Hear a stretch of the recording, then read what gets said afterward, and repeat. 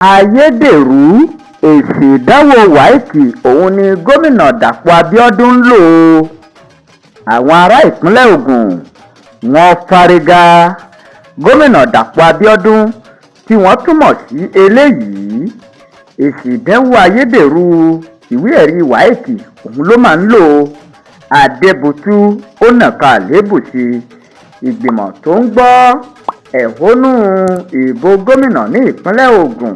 Ó tẹ̀síwájú láti gbọ́ awuyewuye tó wáyé nínú ìbò gómìnà Dàpọ̀ Abíọ́dún tó gbé arákùnrin ọ̀hún wọlé gẹ́gẹ́ bí gómìnà. Ní Ọjọ́bọ̀ ní àjọ tó ń rí sí èsì ìdìbò WAEC ìyẹn West African Examination Council Olúfẹ́mi Olúlẹ́yẹ ó yọjú sí ilé ẹjọ́ gẹ́gẹ́ bí ẹlẹ́rìí tí ó sì sọ fún ilé ẹjọ́ ọ̀hún wípé òun wá gẹ́gẹ́ bí ẹlẹ́rìí ṣùgbọ́n òun ò mú èsì ìbò gómìnà Dàpọ̀ Abíọ́dún lọ́wọ́. Ṣáájú ni ìgbìmọ̀ tó ń gbọ́ ẹ̀hónú ìbò wọ́n ti kàn sí WAEC ẹ̀dà èsì ìdánwò gómìnà Dàpọ̀ Abíọ́dún tó ṣe ní ọdún 1978.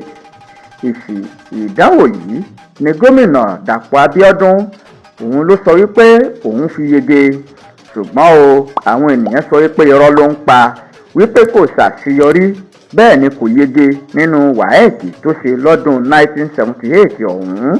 Olùdíje sípò gómìnà ní ìpínlẹ̀ Ògùn lábẹ́ ẹgbẹ́ òṣèlú People Democratic Party PDP Ládi Adebutu òun ló fèsì sọ̀rọ̀ yìí.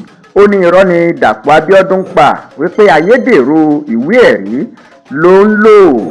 Adebutu ní ayédèrú èsì ìdánwò WAEC ni Abíọ́dún fi kalẹ̀ tí ó sì ń tẹ̀síwájú tó ń ṣe fìlẹ́ńgẹ́ gẹ́gẹ́ bí gómìnà ní ìpínlẹ̀ Ògùn. Ó ní òun kò ní gbà, bẹ́ẹ̀ ni òun ti kọ̀wé sí àjọ WAEC wípé kí wọ́n ó fi ìdí rẹ̀ múlẹ̀ wípé bóyá ayédèrú ló ń lò ní tàbí èyí tí kìí ṣe ayédèrú.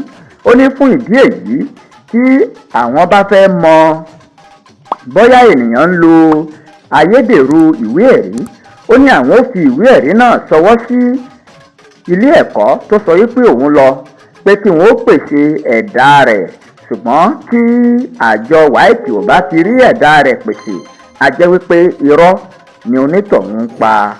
Ó ní nígbà tí aṣojú àjọ WAEC tí wọ́n yọjú sí ilé ẹjọ́ tí wọ́n sì sọ wípé àwọn ò mú ẹ̀dà èsì ìdánwò rẹ̀ lọ́wọ́, ó ní a jẹ́ wípé irọ́ lélẹ́yìí, gbogbo ẹ̀yin aráàlú irọ́ ni eléyìí ń pa o.